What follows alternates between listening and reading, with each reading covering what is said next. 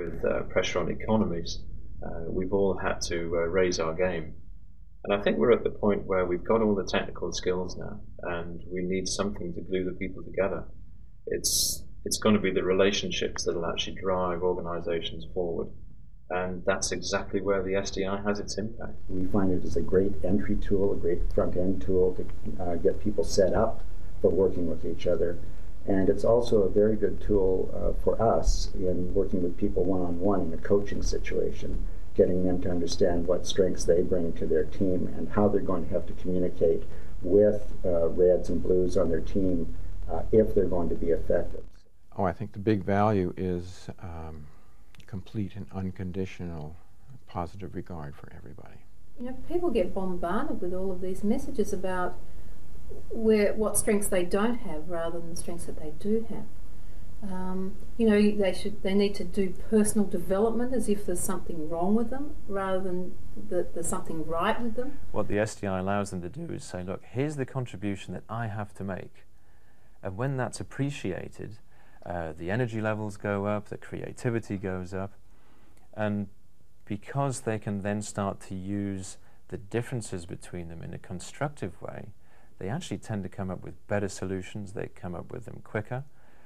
There's a lower incidence of conflict, and that's great because if they're not spending their time trying to resolve conflict, they're spending more time on getting the job done. We'd had other tools like the Firo-B or the Myers-Briggs or the DISC, who always seem to categorize people into certain quadrants. The SDI was the first instrument using the triangle that kept everyone within the same matrix, but where you could see the blend of the different leadership styles. While the others, graphics had a tendency to stereotype and isolate people. With ESTJ, for instance, which is what I had with Myers-Briggs, I knew what it meant, it had me pegged, but the fact of the matter is, it doesn't stick with most people. In fact, a lot of people I talk to say, I'm not sure what I was. The two highest ratings that we get on our end of course evaluations are the overview, the course overall actually, and the SDI.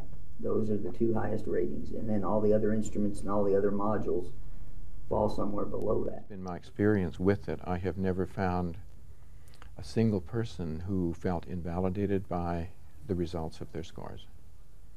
And I think now the use is pushing close to 20,000, I think. And that's a pretty big testimonial when you can say not once have people felt invalidated. It has been consistently accurate. That's one of the things I like about it too. It's simple and it works.